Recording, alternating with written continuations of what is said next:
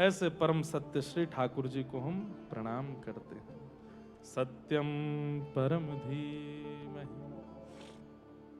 भागवत जी का महात्मा, ये 3 मंगलाचरण हैं, इनको विस्तार से सुनिएगा। प्रथम मंगलाचरण। अब द्वितीय कि धर्म प्रोजित कैतवोत्र परमो निर्मत्सराणां सताम् वैद्यं वास्तवमत्र वस्तु शिवदं तापत्रयोन्मूलनम्।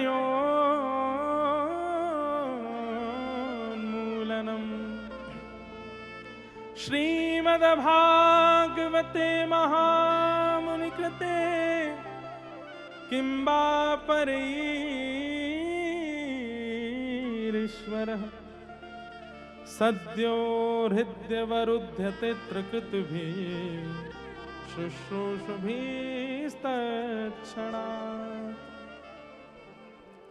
भागवत जी का द्वितीय श्लोक है और द्वितीय श्लोक में 4 बातें बताई जाती। सब लोग सावधानी से सुनो।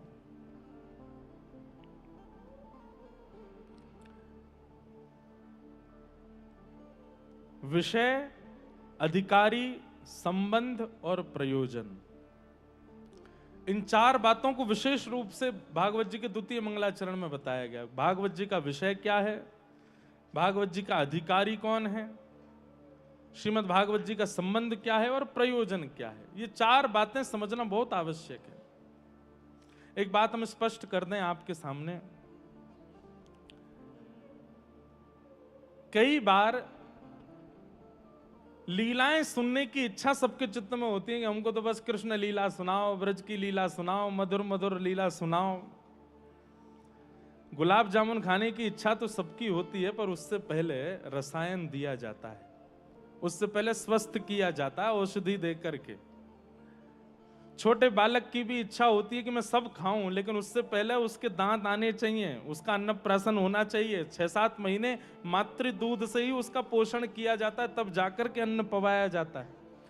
तो लीला सुनने की मन तो सबका होता है, भाव तो सबके होते हैं, पर भैया अगर ऐसे रसायन नहीं लिए जाएंगे तो फिर वो लीलाएं आ तो जाएंगी चित्त में, पर प्रभाव नहीं डाल पाएंगे। बिना दांत के अन्न खाओगे तो अपच हो जाएगा, जो फंक्शन शुरू ही नहीं हुए वो पहले ही खराब हो जाएंगे। इसलिए एक प्रकार से इन भावों को समझने के लिए ध्यान तो लगाना पड़ता है थोड़ा सा, लेकिन ये भाव यदि समझ में आ जाएं तो लीलाओं का चित्त में स्थापित होना बहुत सरल हो जाता है। और केवल स्थापित होना सरल नहीं होता, अन्य अन्य मानसी लीलाएं और प्रकट होना सहज हो जाता है। आपको अपने आप ही लीलाओं का अनुभव होने लगेगा। फिर उसके लिए इन भावों का सुनना बहुत आवश्यक है, इसलिए ध्यान से सुनिए। सबसे पहली बात, भागवत जी का विषय क्या है। धर्म प्रोजित कैतवोत्र परमो। भागवत जी का विषय क्या है? हमारे चित्त में परम धर्म की स्थापना, और स्थापना ही नहीं, परम धर्म की इच्छा प्रकट होने लग जाना, यह भागवत का विषय है। कथा सुनने से पहले आपकी दिनचर्या क्या थी? सुबह उठ रहे हैं, खा रहे हैं, पी रहे हैं, सो रहे हैं, धन कमा रहे हैं, आदि आदि कर रहे हैं। लेकिन कथा सुनने के बाद आपकी इच्छा क्या होने लग जाएगी? मुझे अपने जीवन में समय बांटना चाहिए, ठाकुर जी के लिए समय निकालना चाहिए, तिलक धारण करना चाहिए, अब भोजन में थोड़ा व्यवस्थित होना चाहिए, अपनी दिनचर्या में अरे कहां तक कहें, उठना बैठना भी व्यवस्थित होना, ये परम धर्म का स्वरूप है। कैसे भी बैठे हैं, कैसे भी लेट रहे हैं, कुछ भी खा रहे हैं, कहीं भी जा रहे हैं, ये कथा सुनने से पूर्व की स्थिति हो सकती है। कथा सुनते सुनते, कथा सुनने के बाद, अब संत जनों के लोग बाग पूछते, महाराज जी हमारे घर आएंगे? आएंगे। क्या नियम है आपके? क्यों? आप किसी अपने रिश्तेदार से क्यों नहीं पूछते कि तुम्हारा क्या नियम है? रिश्तेदार से कभी नियम नहीं पूछा जाता, हम जो बनाएंगे रिश्तेदार खाएगा, हम जो पिलाएंगे वो पिएगा, हम जहां लेटाएंगे वो लेटेगा। लेकिन किसी भगवत व्यक्ति के घर पर आने से पूर्व क्यों पूछा जाता आपका नियम क्या है? क्योंकि हमारे मन में एक बात है कि धार्मिक व्यक्ति है तो नियम से रहता होगा। और भागवत जी का विषय यही है, धर्म प्रयोजित कई तवोत्र परमो, हमारे चित्त में परम धर्म की स्थापना। फिर व्यक्ति एक सूक्ष्म ही सही नियम धारण कर लेता है, ये परम धर्म है। आज तक आप रोज तैयार होते थे, स्नान ध्यान करके कपड़े पहन करके निकलते थे, क्योंकि आपके चित्त में स्थिति होती, मुझे दफ्तर जाना है, मुझे दुकान पर जाना है, मुझे वहां जाना है। लेकिन जब आप वैष्णव धर्मावलंबी हो जाते हैं तो आप तैयार होते हैं, सबसे पहला आपका भाव, घर से बाहर बाद में निकलेंगे, पहले तिलक स्वरूप होना चाहिए। हम बिना स्वरूप के नहीं जा सकते। क्यों? क्योंकि हमारे चित्त में परम धर्म स्थापित हो चुका। परम धार्मिक व्यक्ति अपनी जीवन की हर क्रिया में यह विचार करके चलता है कि ठाकुर जी मुझे देख रहे हैं और मैं उनके अनुकूल लगूं, उनके अनुकूल बनूं। यह तिलक धारण इसलिए नहीं कराया गया कि आप देखें, यह तिलक धारण इसलिए किया गया कि ठाकुर जी की दृष्टि पड़ती है और ठाकुर जी उसी को देखते हैं जो उनका है। तो तिलक धारण करने से ठाकुर जी को प्रमाण हो जाता, ये मेरो है, याकू मोह देखनो है। जैसे अब तो होता होगा सीकर में, यहां थोड़े ग्रामीण क्षेत्र में खूब सारी गैया जब जाती हैं चरने, गांव की सबरी गैया चली जाती हैं, तो जिनकी गैया होती हैं वो अपने अपने चिन्ह बना लेते हैं कि ये हमारी गैया है, हमारी गैया का चिन्ह है। या फिर कभी आपने रोड पर देखा हो, जो चरवाह होते हैं, भेड़ चराने जाते हैं, खूब सारी भेड़ होती हैं, सब उन्हीं की थोड़ी होती हैं, किसी किसी की होती हैं, तो वो सब अपने चिन्ह बना देते हैं। किसी पे मेहंदी का चिन्ह बना होता है, किसी पे कुछ चिन्ह होता है। जब वो चरा के लौट के आते हैं तो उनका मालिक पहचान जाता है हमारी कौन सी है। ठीक वैसे ही हम आप सब लोग इस संसार में भटकवे आए हैं, लेकिन बीच बीच में हमारे जो स्वामी हैं वो दृष्टि डाल करके देखते हैं क्या हो रहा है। तो जिसके सिर पर तिलक नहीं दिखता, ठाकुर जी कहते हैं ये तो कोई और को होगा, लेकिन जैसे ही उर्दपुंड दिखता, ठाकुर जी ओ हो जेरो मेरो, ये डोल लो, अभी सीकर में है, अभी रेवासा में बैठो है, अभी वहां जा रहा हो, ये मेरो है। ये भावना चित्त में ठाकुर जी के। तो ये तिलक आपके लिए नहीं है भाई। आईडी कार्ड पहन के बच्चे स्कूल इसलिए जाते हैं कि कहीं हम खो गए तो पता तो रहेगा कि इनका घर कौन सा है, कौन से सेक्शन में है, इनके माता पिता का नंबर क्या है, आदि आदि। ये आईडी कार्ड है। कभी अगर संसार में भटक गए तो ठाकुर जी को ढूंढने में देरी नहीं लगेगी, ठाकुर जी पहचान जाएंगे कि ये है मेरा।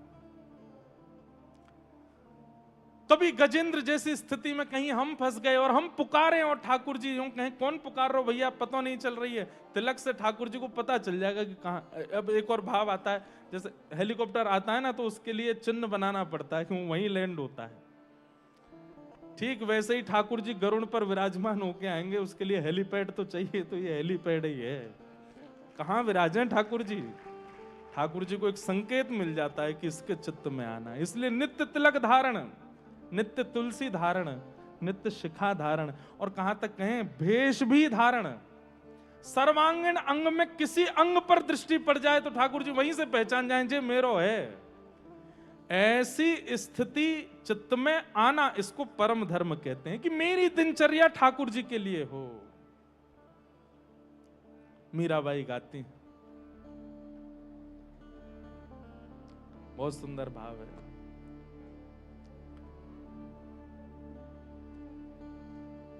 जिन भेषा मेरो सावरो रीझे, जिन भेषा मेरो सावरो रीझे, जिन भेषा मेरो गिरधर रीझे, जिन भेषा मेरो गिरधर रीझे, मैं सो ही भेष धरूंगी हो, मैं तो सो ही मैं तो सो ही भेष धरूंगी हो, मैं तो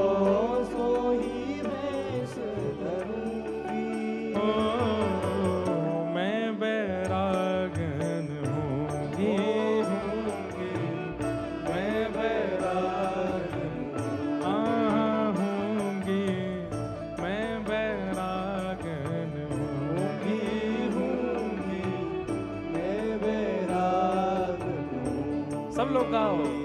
ओ जिन भेषा मेरो सांवरो रीझे, जिन भेषा मेरो सांवरो रीझे, जिन भेषा मेरे सदगुरु रीझे, जिन भेषा मेरे सदगुरु रीझे, मैं सोही भेष धरूंगी हो, मैं तो सोही भेष धरूंगी, हाँ मैं तो सोही भेष धरूंगी हो, मैं तो सोही भेष धरूंगी।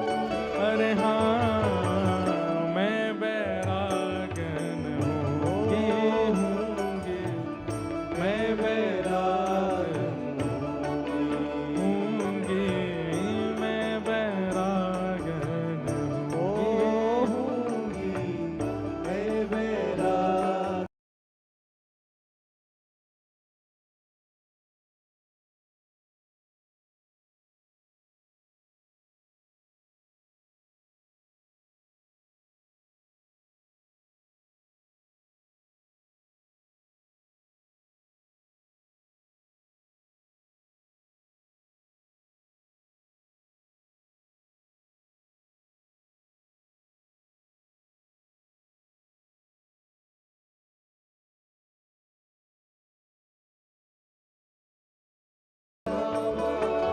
कहो तो मोतियन मांग भरावा, कहो तो मोतियन मांग भरावा, ओ कहो छिटकावा के सुबाला, कहो छिटकावा के।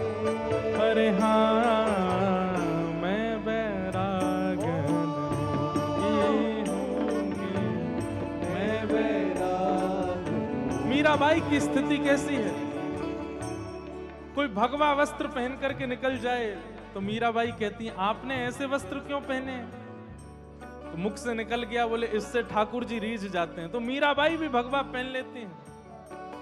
और किसी की जटाएं हैं, मीराबाई कहती हैं आप जटा क्यों रखते हैं? बोले इससे ठाकुर जी रीझते हैं। तो मीराबाई भी प्रयास करती हैं हम भी जटा रखें, हम भी मोतियों की तरह अपनी मांग भरें, हम भी कुसुमल साड़ी पहने। केवल और केवल कारण क्या है? जिससे ठाकुर जी रीझें, वैसा भेष रखना है, वैसा भाव रखना है। भक्तिमती मीराबाई, मीराबाई कहती हैं यातन की मैं करूं किंगरी, यातन की मैं करूं, ओ यातन की मैं करूं किंगरी, यातन की मैं करूं, ओ रसना नाम कहूंगी,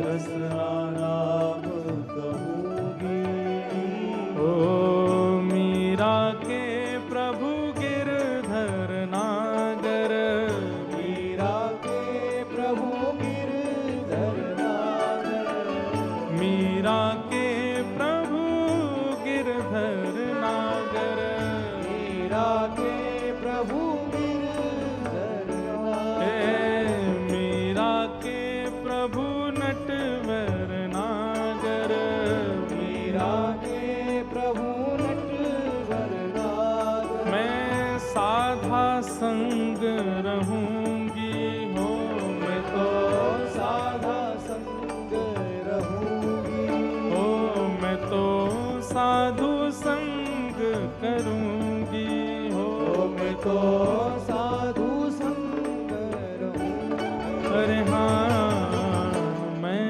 बैरागन होंगी, मैं बैरागन होंगी, मैं बैरागन होंगी, मैं बैरागन हो बाला।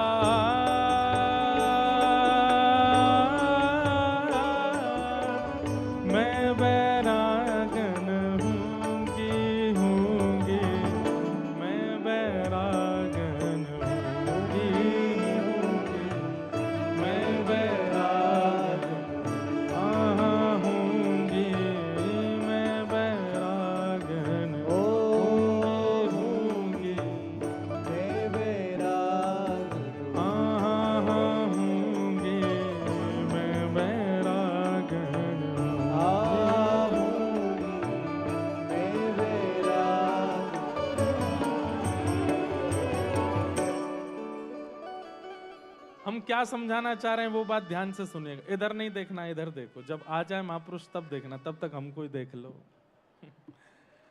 क्या भाव कह रहे हैं? श्रीमद् भागवत का विषय क्या है? धर्म प्रौजत कई तवोत्र परमो, परम धर्म के प्रति अग्रसित कराना, नित्य तिलक धारण करने की स्थिति, नित्य संध्योपासन की स्थिति, नित्य कीर्तन की स्थिति, ठाकुर जी की सेवा की स्थिति, ये सब परम धर्म है। अच्छा, धर्म और परम धर्म की थोड़ी सी व्याख्या और कर दें। जहां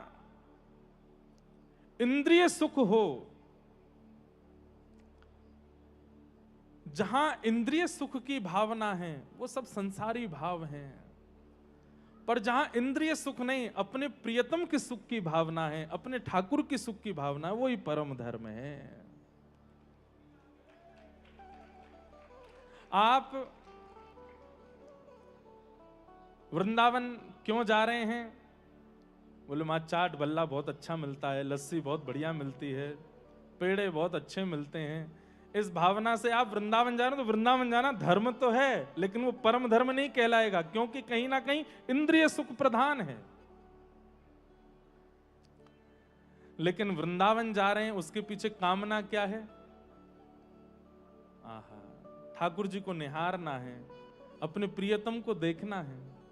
दरस बिन दुखण लागे नैन, दर्शन के बिना नेत्रों में व्याकुलता हो रही है, पीड़ा हो रही है, और इस भावना से आप दौड़ भाग करके कैसे भी वृंदावन जा रहे हैं। अब ये परम धर्म है। क्यों? यहां पर इंद्रिय सुख प्रधान नहीं है। भैया एक बात और कह दें, ये इंद्रियां तब तक कहलाती हैं जब तक संसारी सुख में इनको आनंद आता है। ये जब ठाकुर जी के सुख में तल्लीन हो जाती हैं, तो ये इंद्रियां नहीं रहती हैं, पंच गुरु हो जाते हैं हमारे। नेत्र भी हमारे गुरु हैं। क्यों? इनकी कृपा से ठाकुर जी दिखते हैं। कान भी हमारे गुरु हैं, इनकी कृपा से ठाकुर जी हमें सुनाई देते हैं। हाथ भी हमारे, श्रीमद् भागवत में कपिल विभूति संवाद में श्री कपिल भगवान कहते हैं, मैया आप जिन इंद्रियों की निंदा कर रही हो, ये इंद्रियां नहीं होती तो मैं कैसे मिलता? सीधी बात, इंद्रियों को संसार सुख से अलग ले जाकर के ठाकुर जी के सुख में पहुंचा देना, ये परम धर्म है, और यही भागवत का विषय है। धनुर्दास जी की कथा आती है, पूज्य महाराज जी से ही सुनी हमने। धनुर्दास जी की पत्नी इतनी सुंदर थी कि अपनी पत्नी के ऊपर छत्र लेकर के चलते थे, और छत्र लेकर के सीधे नहीं चलते थे, उल्टे चलते थे। आप लोग इधर ही देख रहे हो ना, इधर ही देखना बस। जब आचार्य चरण आ जाएंगे तब नहीं कहूंगा, इसलिए पहले ही कह रहा हूं, मुझे ही देख लो। और जब आ भी जाएं तो दर्शन प्रणाम करें, फिर हमें ही देख लेना। कथा सुनते रहना बस। ये कृपा है हम लोगों के ऊपर। इनके रूप में साक्षात श्री राघव जी ही आ रहे हैं, इनके रूप में साक्षात श्री जानकी जी आ रही हैं। ये आचार्य चरण आकर के हमारे इस उत्सव की शोभा बढ़ा रहे हैं। क्या बता रहा था मैं? हैं? हाँ, पंच इंद्रियों, नहीं कुछ और बता रहा था। क्या? हाँ, धनुर्दास जी छत्र लेकर के चलते थे। पत्नी बहुत सुंदर थी, तो छत्र लेकर के भी पीछे नहीं चलते थे, आगे आगे चलते और उल्टे उल्टे चलते, उसको देखते हुए चलते थे। इसी भाव का दर्शन श्री रामानुज स्वामी जी महाराज ने कर लिया, श्री रामानुजाचार्य जी ने कर लिया। सब तो हंसते थे धनुर्दास पे, लेकिन आचार्य चरणों ने मन में विचार किया, इसमें देखने का गुण तो है, पर संसार के प्रति है। यदि ठाकुर जी के प्रति हो जाए तो अपनी दृष्टि गुण से ही ठाकुर जी की प्राप्ति कर लेगा। अभी इसकी इंद्रियां हैं, अब वह इंद्रियां सदगुरु बना दी जाएं। और आचार्य चरणों ने अपने पास बुलाया धनुर्दास को। धनुर्दास से कहा, तुम अपनी पत्नी के ऊपर छत्र लेके क्यों चलते हो? तो धनुर्दास बोला, वो है ही इतनी सुंदर, मुझे लगता है सूर्य की किरण कहीं उसकी सुंदरता को ओझल ना कर दे, और मैं उसको देखते हुए चलता हूं, क्योंकि उससे मेरी दृष्टि हटती ही नहीं है। रामानुजाचार्य जी महाराज बोले, अगर उससे सुंदर हमने किसी और को दिखा दिया तो धनुर्दास कहते हैं, मैं प्रमाणित कह सकता हूं कि मेरी पत्नी से सुंदर कोई नहीं होगा। बोले चलो हमारे साथ। श्री रामानुजाचार्य जी रंगनाथ भगवान के पास गए और जाकर के बोले, ये नम रक्ष जगन्नाथ, इसकी रक्षा करो जगन्नाथ, अपना रूप लखा दीजिए। इसमें दृष्टि गुण तो है पर संसार के प्रति है। और जैसे ही धनुर्दास सामने पहुंचे हैं, श्री रंगनाथ भगवान अपने शेष शैया पर शंख चक्र गदा पद्म धारण करके जैसे ही विराजमान हुए, नील वर्ण नील कांति ठाकुर जी की जैसी प्रकट हुई, कमल जैसे नेत्रों से जैसी तिरछी कटाक्ष से देखने लगे धनुर्दास को, वहीं मोहित हो गए। आचार्य चरण बोले, हे धनुर्दास हैं सुंदर? बोले क्या बताएं, तुमरी एक रों की छवि पर जगत वार सब लाखूं। अरे किसी के मुख पर आप मोती वार सकते हो, किसी के स्वरूप पर आप सोने चांदी वार सकते हो, पर हमारे आचार्य चरण करते हैं ठाकुर जी के एक रोए पे पूरे जगत को भी वार दिया जाए तो भी कम है, इतने सुंदर है। कहने का अभिप्राय, श्रीमद् भागवत क्या करती हैं? जो इंद्रियां हैं, जो संसारी सुखों में सुख लेती हैं, श्रीमद् भागवत की कथा उन इंद्रियों को ही आचार्य बना देती है। और फिर स्थिति, दर्शन को नैना तपे, वचन सुनन को कान, मिलवे को हियरा तपे, जिए के जीवन प्राण, गोवर्धन वासी सावरे, लाल तुम बिन रयो न जाए रे, गोवर्धन वासी सावरे। अद्भुत है। परम धर्म क्या है? इन इंद्रियों से उपयुक्त क्रिया करना यह धर्म हो सकता है, पर इन इंद्रियों से केवल कृष्ण इच्छा रखना यह परम धर्म है। कितनी भी सुंदरताएं दिखा दी जाएं, लेकिन नेत्रों को केवल चाह श्री राधा वल्लभ जी को देखने की है, श्रीनाथ जी को देखने की है। कितनी भी सुंदर भाव सुना दिए जाएं, पर कानों को तो केवल कृष्ण नाम सुनने की इच्छा है। कितने भी बहुव्यंजन सुना दिए जाएं, पर जीव को इच्छा तो केवल ठाकुर जी के अधरामृत को पाने की है। कितने भी स्पर्श करा दिए जाएं, पर त्वचा को तो केवल ठाकुर जी के आलिंगन की इच्छा है। ये परम धर्म है। और ऐसे परम धर्म का निर्माण चित्त में हो जाए, तब समझो कि भागवत जी के आश्रय आपने लिया। बुरा नहीं मानिएगा, कथाएं तो खूब सुनते हैं, पर अब भी जीव का चटोरापन खत्म नहीं हुआ। तो आपने कथा नहीं सुनी, आप धर्म कर रहे हो, परम धर्म नहीं आया है। कथाएं तो खूब सुनी, लेकिन अब भी संसार की किसी विषय वस्तु को देख करके ये लगता है कितनी सुंदर है, तो इसका मतलब भी कथा सुनी नहीं आपने। सामान्य संगीत सुनकर के आपको लगता है हा कितना बढ़िया है, कितना बढ़िया है, कितना बढ़िया, लेकिन उस संगीत में कृष्ण नाम नहीं है, तो समझो अभी आपने कथा सुनी नहीं है। संसारी विषय की बहुत प्रशंसा आपके चित्त में प्रकट हो रही है कथा सुनने के बाद भी, तो अभी कथा ने आपको स्वीकार किया नहीं है। भागवत जी का विषय क्या है? चित्त में परम धर्म की उत्पत्ति होना। और परम धर्म क्या है? सर्वांगीण इंद्रियों से केवल और केवल श्री प्रिया प्रियतम को भजना, उन्हीं को निहारना, उन्हीं को सुनना, उन्हीं को देखना, ऐसी भाव। अच्छा, अब एक बात, ऐसी स्थिति किसकी बन सकती है कि इंद्रियां केवल ठाकुर जी की हो जाएं? ऐसी स्थिति इतने लोग बैठे हैं कथा में इतने लोग लाइव सुन रहे हैं कथा को, पर ऐसी स्थिति की सर्वांगीण इंद्रिय से केवल कृष्ण चाह चित्त में हो, ऐसी स्थिति बनती किसकी है? तब यहां पर दूसरी बात में अधिकारी बताया गया। परम धर्म का अधिकारी कौन है? तो कहते हैं निर्मत सराणाम सताम, जिसके चित्त में मात्सर्य दोष नहीं है। किसी की प्रशंसा आपके सामने की जाती है और उसकी प्रशंसा सुनकर के आपके मन में आता है, अरे तुम क्या जानते हो, तुम तो ऐसे बोल रहे हो, उसकी असलियत तो हमको पता है, उसके बारे में तो हम जानते हैं, वो कैसा है, कितने पानी में, हमसे पूछ लो। मतलब आप व्याकुल हो गए, आप उसकी प्रशंसा सुनकर के ईर्ष्या भाव आपके चित्त में प्रकट हो गया, तो इसका मतलब है कि आप परम धर्म को जीवन में नहीं ला पाओगे। ईर्ष्यालु व्यक्ति नहीं।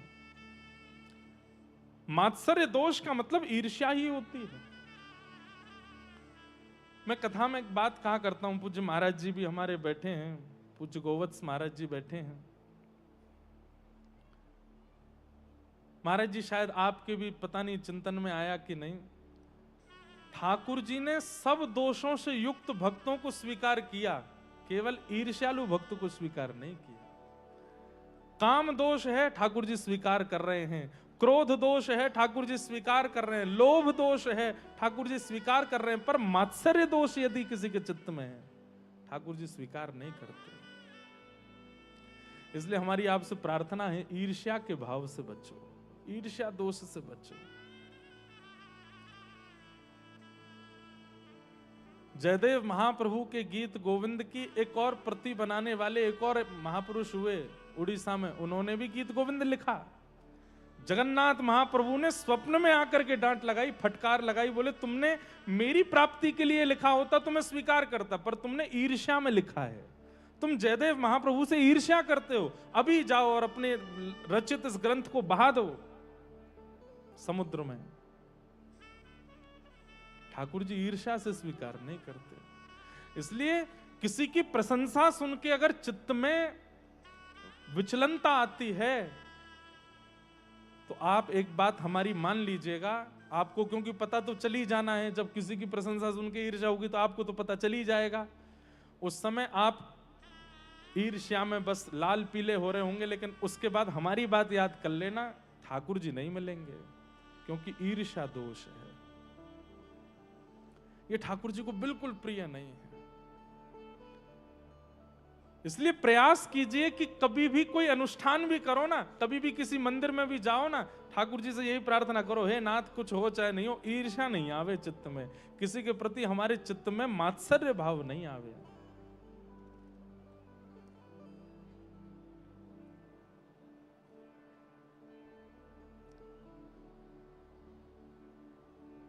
ईर्ष्या भाव चित्त में नहीं आवे।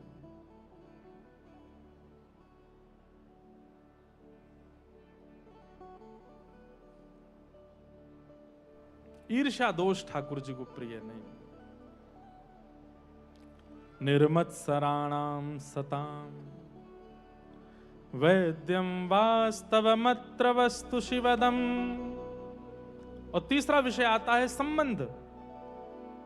कथा कराने के बाद ये होता है, कथा कराने के बाद ऐसा होता है, कथा कराने के बाद घर में सुख समृद्धि आती है, कथा कराने के बाद घर में दुख दारिद्र सब चले जाते हैं, आदि आदि भावनाओं से लोग कथाएं कराते हैं। सब बात ठीक है, लेकिन मूल बात क्या है? बोले वैद्यम वास्तवमत्र वस्तु शिवदम। श्रीमद् भागवत की कथा, श्रीमद् भागवत का वाचन ठाकुर जी से संबंध कराती है। कथा सुनने के बाद ठाकुर जी ना लगे, ठाकुर जी अपने से लगने लग जाएं। ये तो कोई हमारे हैं, इनसे तो हमारा कोई संबंध है, इनसे हमारा कोई नाता है। तब समझो कि आपने कथा सुनी है। वैद्यम वास्तवमत्र वस्तु शिवदम। और वो संबंध भी कैसा होगा? बोले शिवदम, कल्याणकारी। ठाकुर जी के प्रति भगवान की भावना चित्त में है, गिरिराज जी के प्रति पर्वत की भावना चित्त में है, यमुना जी के प्रति नदी की भावना चित्त में है, गंगा जी के प्रति नदी की भावना चित्त में है, वृंदावन की रज के प्रति धूल की भावना चित्त में है, तो अभी कथा नहीं सुनी। कथा सुनने के बाद श्री गिरिराज जी जड़वत नहीं चैतन्यवत दिखने लग जाएं, श्री यमुना जी नदी नहीं साक्षात महारानी दिखने लग जाएं, वृंदावन के जितने भी ब्रजवासी हैं ये सब ग्वाल बाल और ठाकुर जी के सखा के रूप में दिखने लग जाएं, वृंदावन की रज साक्षात रत्न के रूप में दिखने लग जाए, ऐसी दृष्टि प्रकट हो जाए, तब समझो कि कथा श्रवण की है, दृष्टि ही बदल गई है।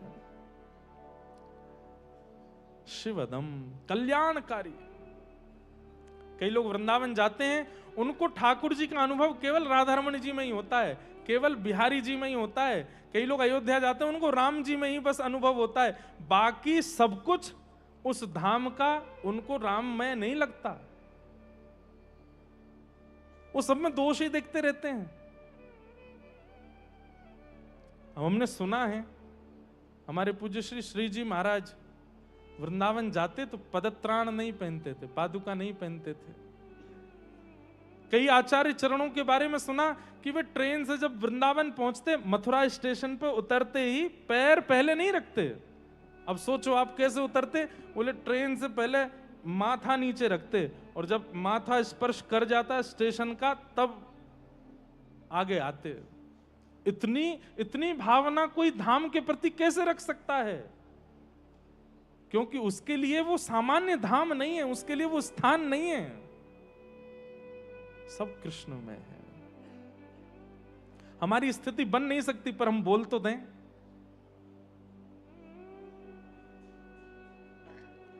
रज के प्रति मिट्टी की भावना नहीं, साक्षात लगे कि ये तो हमारे श्री ठाकुर जी के श्री राम कृष्ण चरण स्पर्श प्रमोद।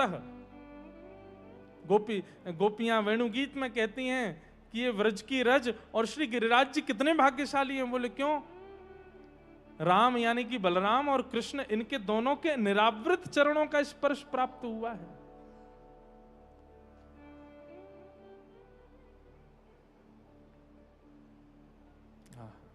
वैद्यम वास्तव मत्र वस्तु शिवदम। कल्याणकारी, सब कल्याण में लगने लगे।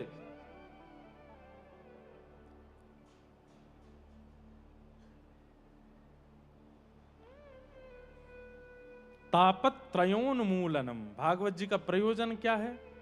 आदि दैविक, आदि भौतिक और आध्यात्मिक तापों का जो उन्मूलन कर देती है। ताप आते तो हैं जीवन में पर इतना प्रभाव नहीं डाल पाते अपना। ये भागवत जी के आश्रित व्यक्ति का स्वरूप हो जाता है। श्रीमद् भागवते महामुनि कृते किंबा परैरीश्वर सद्यो हृद्यवरुध्यते त्रिकृतभि शुश्रूषुभिस्तत्क्षणा।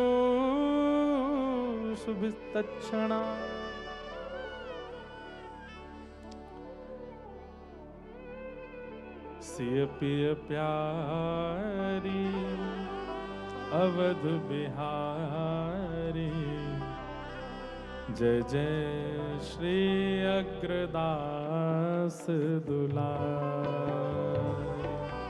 सिय पिय प्यारी अवध बिहारी, जय जय श्री अग्रदास दुलारी। सिय पिय प्यारी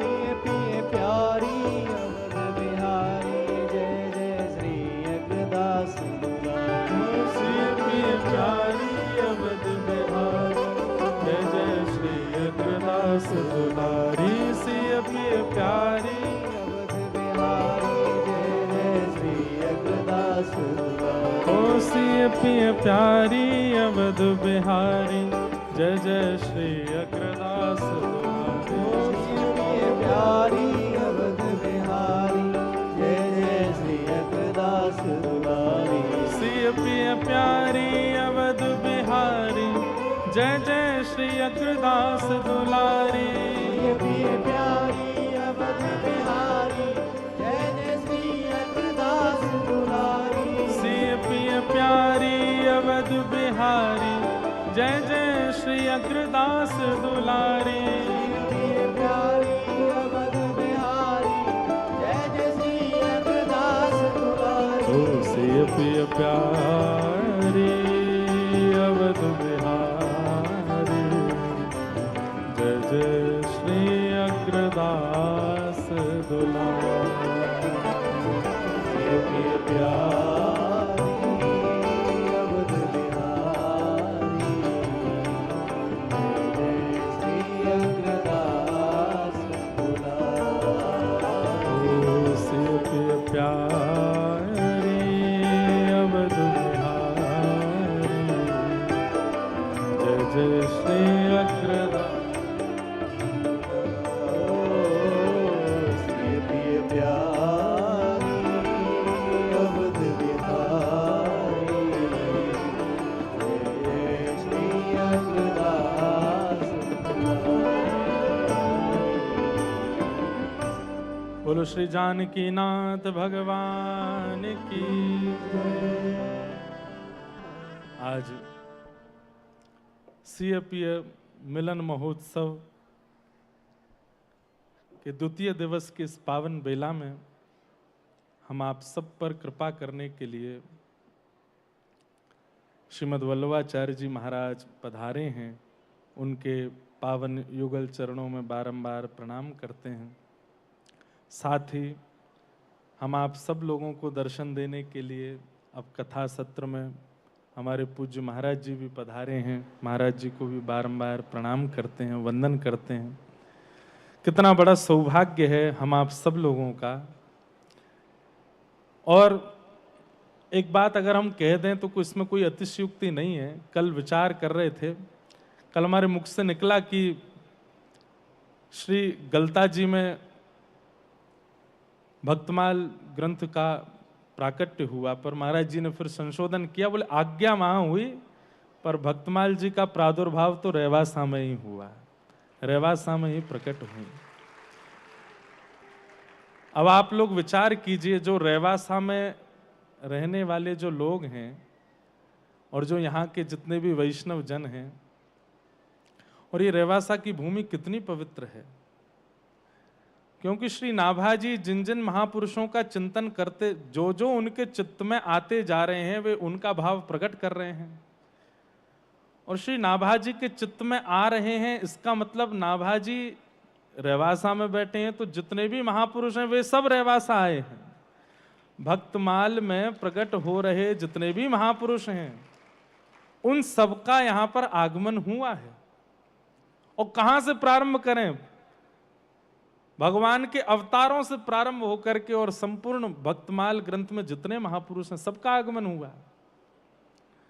और फिर उसके बाद प्रत्यक्ष स्थिति में श्री स्वामी श्री अग्रदेवाचार्य जी महाराज, श्री नाभाजी महाराज जब यहाँ विराजमान हुए तब भी कई आचार्यों का, उसके बाद भी आज तक कई आचार्यों का आगमन यहाँ हुआ है। तो इस बात में कोई अतिशयोक्ति नहीं कि जैसे ब्रज की रज पूजनीय है, चित्रकूट की रज पूजनीय है, अयोध्या जी की रज वंदनीय है, पूजनीय है, ऐसी श्री रेवासा जी की भी रज यदि माथे से धारण कर ली जाए तो निश्चित है कि भक्तमाल ग्रंथ में विराजमान अनेक भक्तों में से किसी एक भक्त का गुण तो चित्त में आ ही जाएगा। आज हम आप सबके मध्य में पूज्य महाराज जी पधारे हैं। महाराज जी को बारंबार प्रणाम करते हैं। अब तो बस आप भी और हम भी अपने भाग्य की सराहना करें। हमने पहले ही निवेदन किया था, महापुरुष पधारे हैं और उनके श्री विग्रह को देख करके ये भावना ना आवे कि ये भी एक सामान्य जीव है हमारी तरह, या फिर थोड़ा विशिष्ट मान लें, महापुरुष मान लें। महापुरुष से भी ऊपर उठिए। साक्षात श्री जानकी नाथ जी युगल ही एकाकार रूप में पधारे, ऐसी भावना। गिरधर जब अपनों करी जाने, ताको मन भक्तन की सेवा, संत चरण रज सदा लुभाने। गिरधर जब अपनों करी जाने, ऐसे आचार्य चरण विराज रहे हैं, पधारे हैं, उनको बारंबार प्रणाम करते हैं। भागवत जी के द्वितीय श्लोक पर हम लोग चर्चा कर रहे हैं और विषय अधिकारी, संबंध और प्रयोजन, चार भावों की पुष्टि हो रही है।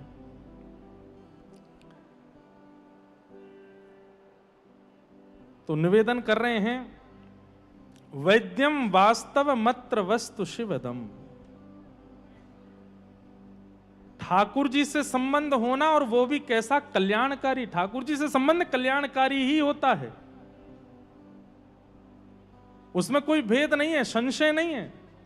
और ठाकुर जी से संबंध का मतलब आचार्य चरणों से संबंध, गुरुजनों से संबंध, वैष्णव भक्तों से संबंध, ये कल्याणकारी ही होते हैं। संसार में जितने भी संबंध हैं उनमें कल्याण की कोई प्रामाणिकता नहीं है।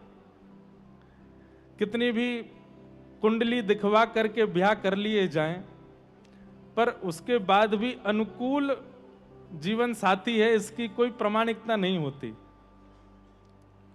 लेकिन वैष्णवों से मिलने में कुंडली नहीं देखी जाती है, फिर भी ये प्रमाणित है कि कोई दुर्भावना नहीं होगी, कल्याण ही होगा, मंगल ही होगा, इसमें कोई दोहराए नहीं।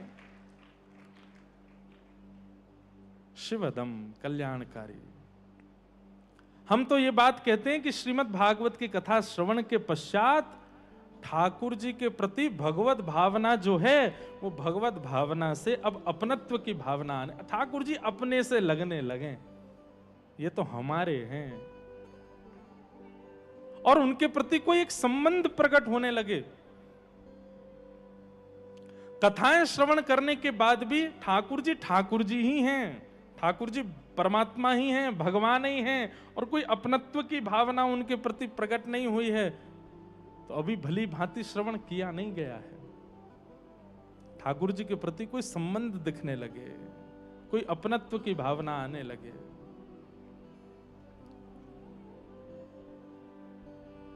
गोसाई श्री विठल नाथ जी ठाकुर जी को लाला मानते हैं और उनके प्रति लाला की भावना रखते हैं कि जे तो हमारे लाला हैं। लाला की भावना रखते हैं तो एक बात और निश्चित मान लीजिएगा, हमारी बात बहुत ध्यान से सुनिएगा।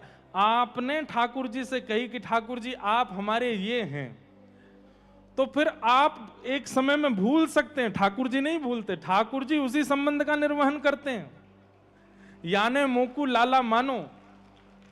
अब कभी कालांतर में अगर आपने ठाकुर जी को परमात्मा मान भी लिया तो ठाकुर जी फिर भी आपके लाला ही रहेंगे। वो यूं कहेंगे तुम परमात्मा मान रहे हो पर तुमने माना तो लाला है, हम तो लाला जैसा ही व्यवहार करेंगे। दूध औटा के लेके आए हैं, सुंदर ठाकुर जी को भोग पधरा रहे हैं, जैसे पर्दा कियो कपाट लगाए हैं तो ठाकुर जी आके गोद में बैठ गए गोसाई जी के, और ठाकुर जी कहने लगे तातो है ने ठंडो करके पिवाए दो। तो गोसाई जी एक पात्र में लेकर के और दूध ठंडा करके ठाकुर जी को पिवा रहे हैं। जैसे एक छोटो बालक लीला करे वैसी लीला कर रहे हैं ठाकुर जी। क्यों? क्योंकि गोसाई जी की भावना लाला की है। जैसे ही दुग्ध पान कराने लगे तो ठाकुर जी ने मुंह बना लियो। गोसाई जी बोले जय जय, कहा भयो? बोले या में मिश्री ने कम पड़ी है, खाण ने कम है, मीठो कम है, या ने और मीठो करके लाओ। गोसाई जी बोले अच्छा जय जय, अभी जाऊं ने विराजो। ठाकुर जी फिर से अपनी स्थान पर विराजमान हो गए, भीतर गए, नेक और माँ में मिश्री सिद्ध करके लाए। आए जैसे ही ठाकुर जी फिर से आके सहज है के गोदी में बैठ के बोले अब पिवाए दो। जैसे ही पिवाने लगे तो ठाकुर जी ने फिर मुंह बनाया। गोसाई जी बोले अब कहा भयो? बोले अब मिश्री ज्यादा है गई है, मेरे होठ चिपक रहे हैं। गोसाई जी बोले कैसी लीला करे? ये इस कथा से क्या सिद्ध हो रहा है? हम ठाकुर जी के सामने भोग पधरा देते हैं, ठाकुर जी के सामने सामग्री पधरा देते हैं, जैसी भी बनी हो। कभी कभी पाने के बाद अनुभव होता है, जब प्रसाद पाते हैं तो फिर अनुभव होता, अरे इसमें तो नमक कम रह गया, इसमें तो ये, उस समय मन में आती है ठाकुर जी ने एक बार भी नहीं कहे, लेकिन गुसाई जी को ठाकुर जी बोल देते हैं, यहां में मिश्री कम है ना, मिलाए के लाओ। क्यों? क्योंकि संबंध मानते हैं ठाकुर जी।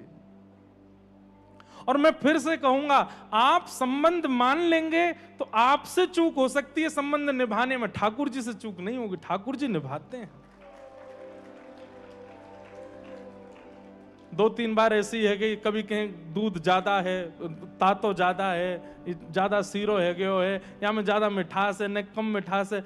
गुसाई जी गए, जाकर के दूध लेके आए, एक पात्र में मिश्री अलग से धर दी, दूध अलग धर दियो, बोले जय जय सुनो, खुद मिलाओ और अपनी अनुकूलता से बना के पी लो। तो ठाकुर जी कहा बोले, मैं कैसे पी लूंगा, मैं तो लाला हूं, मुंह पे मिश्री मिलानो आवे ही ना है, मैं तो लाला हूं, आप ही मिला के पिवाओगे। इन संबंधों का निर्वहन बंधुओं, अब ये तो एक बात हमने बताई, कितने संबंध माने भक्तों ने ठाकुर जी से,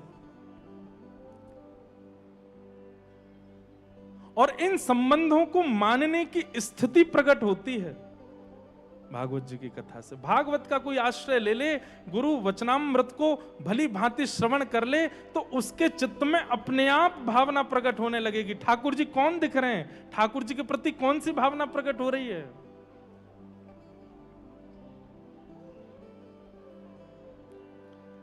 वैद्यम वास्तवमत्र वस्तु शिवदम, कैसा संबंध, कल्याणकारी।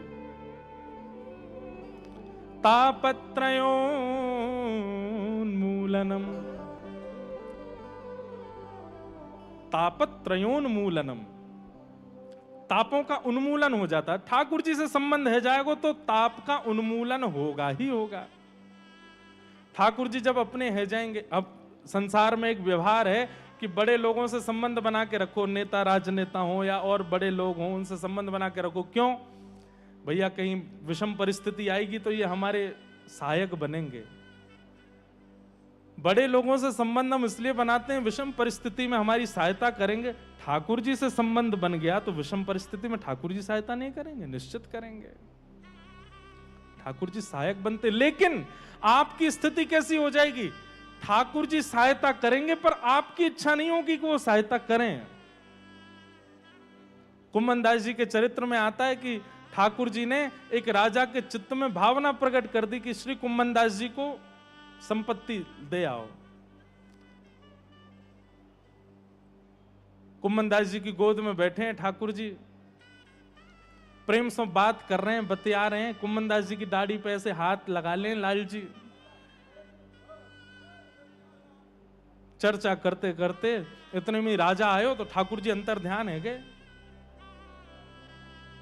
कुम्मन दास जी की स्थिति ऐसी नहीं है, उनकी यहां स्थिति ऐसी है कि तिलक स्वरूप लगाने के लिए भी कठौते के जल में देखना पड़ता है, आरसी भी नहीं है। और उस स्थिति में, उस परिस्थिति में एक राजा संपत्ति लेकर के द्वार पर खड़ा है और श्री कुम्मन दास जी कह रहे हैं अभी तो यहीं है, तेजन कहां चले गए, कछु तो कह रहे पतो ना कहां चले गए। राजा ने कही भगवान आप आज्ञा करें, मैं आपकी सेवा करने के लिए। अरे भैया, ब्रज में घनेरे संत पड़े हैं, कोई की सेवा कर दे, तू मत देवे मुंह को कछु। बोले क्यों? बोले संपत्ति तू लेके आयो, ठाकुर जी मेरे मोते दूर है गए, या संपत्ति को दे जाएगा तो वो हमेशा के लिए यहाँ दूर रह जाएंगे, तू या को ले जा, मुझे नहीं चाहिए, मेरी सबसे बड़ी संपत्ति तो मेरे लाला हैं, वो कहां चले गए। तापत्रयोन्मूलनम, ताप तो है जीवन में, लेकिन वो विचलित नहीं कर रहा है कुम्मन दास जी को, वो व्यथित नहीं कर रहा है कुम्मन दास जी को। क्यों? संबंध है ठाकुर जी से। और ठाकुर जी को आपने अपना कुछ मान लिया, ठाकुर जी से कोई संबंध हो गया, उसके बाद भी संसारी विषयों से दुखी बैठे हैं, तो इसका मतलब है संबंध केवल आडंबर है, संबंध केवल नाटक है। मीराबाई के जीवन में कितनी विपरीतताएं प्रकट कर दी सबने, लेकिन मीराबाई कभी हताश नहीं हुई, कभी उदास नहीं हुई।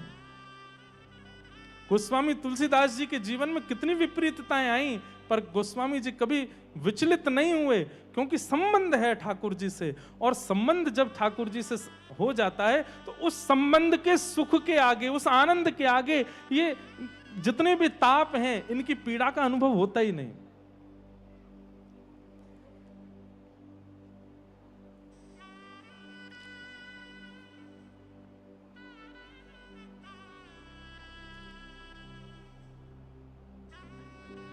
उंगली में थोड़ी सी चोट लग जाती है, मान लो एक सुई जैसी लग गई, तो व्यक्ति उंगली लेकर के बैठा रहता, अरे अरे इतनी लग गई, मेरे खून निकल रहा है, ये हो रहा है, वो हो रहा है। संसारी व्यक्ति ऐसा ही होता है, वो छोटे छोटे जीवन में आने वाले तापों को भी लेकर के बैठा रहता है कि ये मेरे लग गई, लेकिन वो ये विचार क्यों नहीं करता कि उंगली में केवल एक सुई लगी है, बाकी का पूरा शरीर तो स्वस्थ है। एक उंगली में लगने वाली चोट इतनी व्यथित क्यों कर रही है, ये विचार करो, बाकी सब तो स्वस्थ हैं। ये स्थिति कब बनती है?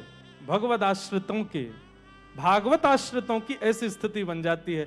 वो पीड़ा को इस प्रकार देखते हैं, अरे ये पीड़ा है, बाकी सब जो अच्छा है उस पर दृष्टि डालो ना, वो सब तो ठीक है ना, इससे विचलित क्यों होना, इससे व्यथित क्यों होना। इसी को कहते हैं तापत्रयोन्मूलनम। सब प्रकार के ताप जीवन में आते हैं। आप ये मत सोचिएगा कि कथा वक्ता हैं या कोई श्रेष्ठ महापुरुष हैं तो जीवन में ताप नहीं है, ताप, पर जितनी विचलनता एक संसारी व्यक्ति को होती है उतनी विचलनता हरिजनों को नहीं होती, उतने व्यथित वे नहीं होते। वो तो उसमें भी सूरदास जी को कोई कहे आपके नेत्र नहीं है, तो सूरदास जी कहते हैं अरे भले नहीं है नेत्र। बोले क्यों? संसार के लोग संसार में फंसते क्यों है? बोले नेत्रों से देख लेते हैं, मुंह को तो नेत्र ही नहीं दिए ठाकुर जी ने। बोले तू को नेत्र ना दे के ठाकुर जी कह रहे हैं संसार में तो को फंसवे को चक्कर ही खत्म कर दियो, फंसे कोई नहीं। कहने की बात, कहने का अभिप्राय, अपनी प्रत्येक स्थिति को व्यक्ति स्वीकार करने लग जाता है और फिर उसमें भला क्या है उस भले का विचार करके जीवन यापन करता है। तापत्रयोन्मूलनम। श्रीमद्भागवते महामुनि कृते किंबा परैरीश्वर सद्यो हृदयवरुध्यते त्रिकृतुभिः शुश्रूषुभिस्तत्क्षणात्। श्रीमद् भागवते महामुनि कृते। श्रीमद् भागवत जी कैसी हैं? वेद व्यास जी के द्वारा रचित श्रीमद् भागवत जी ऐसी हैं कि इनकी सुनने मात्र की इच्छा चित्त में प्रकट हो जाए। हमें कथा सुनने जाना है, ये इच्छा मात्र ठाकुर जी को चित्त में प्रकट कर। इसका एक अर्थ ऐसे भाव लगा लीजिए, आपको पता चली कि CFPA मिलन उत्सव हो रहा है रेवासा में, भागवत जी की कथा होगी, चलो हम सुनने जाएंगे। ये भाव जैसे ही चित्त में आया कि सुनने जाएंगे, उसी समय श्री ठाकुर जी चित्त में प्रकट हो गए, उसी समय प्रकट हो गए। और प्रकट होकर के यहां तक लाने की जो संभावना बनवाई है वो ठाकुर जी बनवाते हैं। आप नहीं आए हैं, आपके चित्त में ठाकुर जी विराजमान होकर के आपको लेके आए हैं। चलो वहां उत्सव है, रो संत आ रहे हैं, वैष्णव जन आ रहे हैं, ब्रजवासी जन आ रहे हैं, सबको दर्शन करेंगे। ये आपकी भावना नहीं है, ये ठाकुर जी की भावना, ठाकुर जी करवा रहे हैं। जिस कथा के सुनने की इच्छा मात्र से ठाकुर जी चित्त में आ जाते हैं। हरिश्चित्तम समाचरेत। ऐसी भागवत की कथा को हम बारंबार प्रणाम करते हैं। अब बात ऐसी है कि भैया ठाकुर जी चित्त में आ तो गए हैं और 7 दिना तक विराजेंगे तो सही, पर असली बात यह है कि 8वें दिना से भी इनको विराजमान रखेगो कौन? कथा क्यों सुनाई जा रही है? वक्ता के द्वारा भावों की विवेचनाएं क्यों की जा रही हैं? कि भाई ठाकुर जी चित्त में आ गए तुम्हारे, अब बस ये विराजमान रहें, ये सदा विराजे रहें, इसकी कामना आपको करनी है, इसकी योजनाएं आपको बनानी है, इसकी परिकल्पना आपको करनी है। निगम कल्प तरोर गलितम फलम सुख मुखादमृतद्रव संयुतम पिबत भागवतम रसमालयम मुहुर्हो रसिका भुवि भावुका। वेद रूपी कल्प वृक्ष का पका हुआ फल है श्रीमद् भागवत गलितम फलम। पका हुआ फल मतलब सेवनीय है, तुरंत सेवन करने योग्य है। और सुखमुखाद अमृत द्रव संयुतम, श्री शुकाचार्य जी के मुख लग जाने से अमृत तुल्य हो गए हैं, अमृत समान हो गए हैं। एक प्रकार से इस श्लोक में भावना ऐसी है, भाव ऐसा है चित्त का कि वक्ताओं को संकेत किया जा रहा है कि वक्ता को वक्तव्य देते समय श्री शुकाचार्य जी की तरह होना चाहिए, गुण सुखदेव जी जैसे होने चाहिए, सुख जैसे होने चाहिए। सुख का गुण होता है वो वृक्ष पर बैठ करके मीठे फल को ही खोजता है और उसमें चोंच लगाता है। व्यास मंच एक वृक्ष है, इस वृक्ष पर बैठ करके अन्य भावनाएं चित्त में ना रखे। कौन कौन सी भावना? धन अर्जन की भावना ना रखे, बहुत धन मिले ऐसी भावना ना रखे। इस वृक्ष पर बैठ करके बहुत लोग हमारे हो जाएं ये भावना भी ना रखे। आजकल की भाषा में कहें तो फॉलोअर्स हो जाएं ये भावना भी ना रखे। यहां बैठकर के श्री शुकाचार्य जी की तरह विचार करे क्या कि ये वृक्ष है और इस वृक्ष पर अनेक योजनाएं हैं, पर हमें ध्यान क्या करना है कि इस वृक्ष पर सुंदर फल यानी कि भागवत जी हैं और उनमें सुंदर सुंदर जो बिंदु हैं उन बिंदुओं को स्वयं रसयुक्त करना है, स्वयं को लेना है, स्वयं ग्रहण करके आनंदित होना है और जितने सामने बैठे हैं सबको पवा करके आनंदित करना है। छोटे थे तो एक स्थिति होती थी कि नाना नानी दादा दादी कभी कभी फल लाते बाजार से, तो जो बहुत प्रिय नाती होता तो उसको बोलते तू ये वाला फल खा। तो क्यों? अरे इसमें तोते की चोंच लगी है, जो मीठो ज्यादा होएगो या को खाए ले। तो भावना आती क्यों? बोले तोते की चोंच लगने से फल मीठा हो जाता है। या फिर ऐसी भावना रखो कि तोता चोंच ही वही मारता है जो फल मीठा हो। दोनों बात है। लेकिन तोता जब चोंच लगाता है और चोंच लगाते ही चोंच बाहर करता है तो स्वयं तो रस लेता भी है पर दूसरों को भी रस आस्वादन करा देता है। वक्ता आम के वृक्ष पर कबूतर भी बैठता पर आम नहीं खाता, भोजन ढूंढता वहीं से। आम के वृक्ष पर चील भी बैठती है लेकिन आम नहीं खाती। लेकिन उसी आम के वृक्ष पर अगर कोई तोता पहुंच जाए,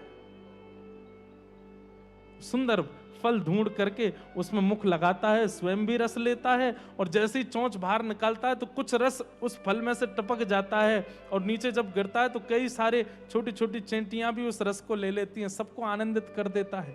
ऐसे ही वक्ता को भी चाहिए कबूतर की भावना से, चील की भावना से, आदि आदि भावनाओं से वृक्ष पर ना बैठे, व्यास मंच रूपी वृक्ष पर। यहां तो इसी भावना से बैठे कि हम सुख बने। ये भागवत रूपी फल सामने है और कैसा फल है? बोले रसमालयम, जिसमें गुठली नहीं है, छिलका नहीं है, केवल रस ही रस है। इस रस को स्वयं भी पीवे और दूसरों को भी पिवावे। पिबत भागवतम रसमालयम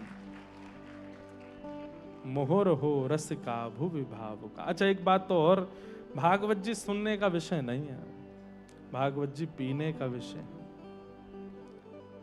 पीना मतलब धारण का विषय है।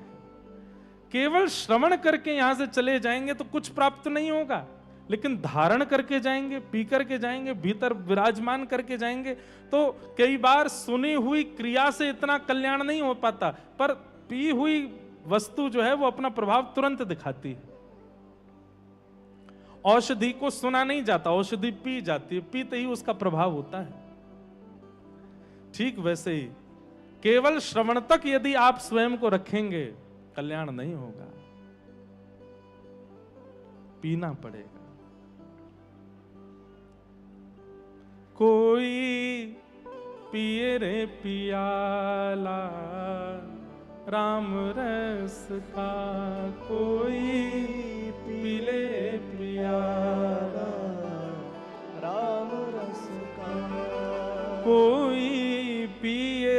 पियाला कृष्ण रस का।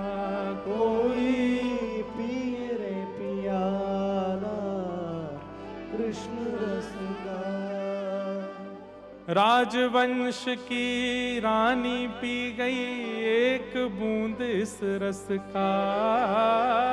राजवंश की रानी पी गई एक बूंद इस रस का। आधी रात महल तज चल दी रहा न मनवा बस का। आधी रात चल रहा मनवा बस का। कोई पिए रे पियाला राम रस का। कोई पिए रे पियाला राम रस का। नरसी का एक तारा कैसे जगतपति को भाया। नरसी का एक तारा कैसे जगतपति को भाया। सबने पिया इस रस को, और जिन जिन ने पिया उन सब की गाथा हम सब सुनते हैं। बस इस रस को पान करना है, इस रस का आस्वादन करना है। सुनने तक सीमित मत रखिए, पीजिए इस रस को, कल्याण होगा। कोई पिए रे पियाला राम रस का। कोई पिए रे पियाला राम रस का। कोई पिए रे पियाला कृष्ण रस का। कोई पिए रे पियाला कृष्ण रस का। हे राजवंश की रानी पी गई एक बूंद इस रस का।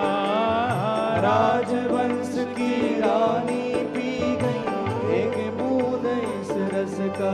हे राजवंश की रानी पी गई एक बूंद इस रस का। राजवंश की रानी पी गई एक बूंद इस रस का। हे आधी रात महल तज चल दी रहा न मनवा बस का। आधी रात महल तक चलने रहा न मनवा बस का। हे आधी रात महल तज चल दी रहा न मनवा बस का। आधी रात महल तज चल नहीं रहा न मनवा बस का। कोई पिए रे पियाला राम रस का। कोई पिए रे पियाला सब लोग गाओ। राम रस का। हे कोई पिए रे पियाला कृष्ण रस का। कोई पिए रे पियाला कृष्ण रस का। हे नामदेव रस पिया रे अनुपम सफल बना ली काया। नामदेव रस पिया रे अनुपम सफल बना ली काया। ओ नामदेव रस पिया रे अनुपम सफल बना ली काया। रामदेव रस पिया रे अनुपम सफल बना ली काया। ओ नरसी का एक तारा कैसे जगतपति को भाया। नरसी का एक तारा कैसे जगतपति को भाया। ओ नरसी का एक तारा कैसे जगतपति को भाया। नरसी का एक तारा कैसे जगतपति को भाया। कोई पिए रे पियाला राम रस का। कोई पिए रे पियाला राम रस का। कोई पिए रे पियाला कृष्ण रस का। कोई पिए रे पियाला कृष्ण रस। बोलो राजा रामचंद्र भगवान की ताल बजा के गाओ।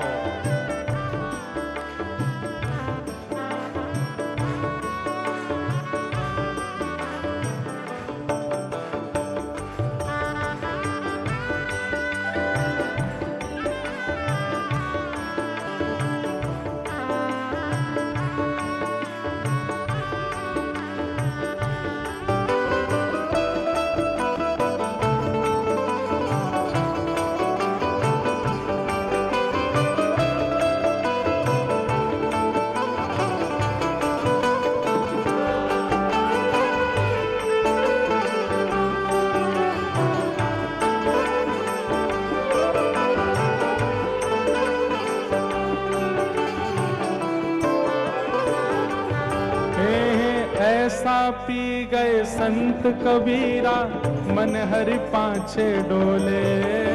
ऐसा पी गए संत कबीरा मन हरि पाछे डोले।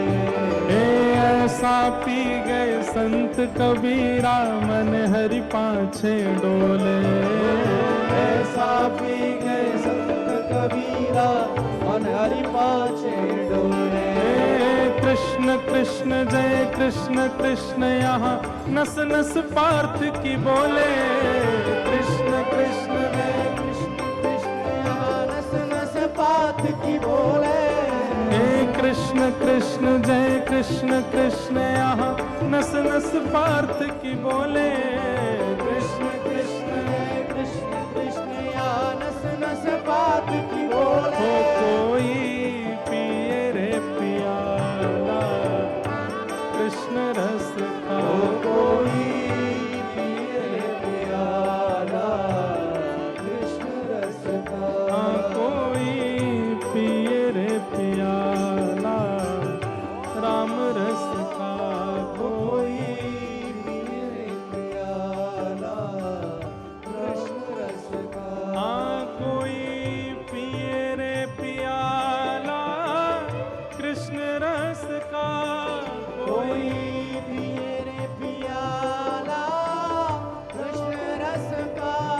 कोई पिए रे पियाला राम रस का। कोई पिए रे प्याला राम रस का। कोई पिए रे पियाला राम रस का। कोई पिए रे प्याला राम रस का। कोई पिए रे पियाला कृष्ण रस का। कोई पिए रे प्याला कृष्ण रस का। पिबत भागवतं रसमालयं मुहुर्हो रसिका भुवि भावुका। भागवत की कथा पीनी है। पीना का मतलब धारण करनी है। कर्ण रंध्र से प्रवेश हो। जैसे पी हुई वस्तु पर आपका वश नहीं होता, वो अपना असर करती है। अब आप ये सोचें कि पानी पिया जाए और प्यास ना बुझे, हो सकता है? ऐसा नहीं होगा। पानी पिएंगे तो प्यास बुझेगी। दूध पिएंगे तो पौष्टिकता आएगी। आपके ऊपर उसका कोई वश नहीं है कि भाई दूध भीतर जाए और पौष्टिकता ना लाए। जो भी पान किया जाता है वो आप बस आपको करना कितना है। देखिए कितनी सरल बात है। आपको करना कितना है, केवल पीना है। कल्याण का कार्य वो अपने आप करेगी। जो वस्तु भीतर गई है वो अपना असर खुद करेगी। आपको उसके लिए कुछ करने की आवश्यकता नहीं।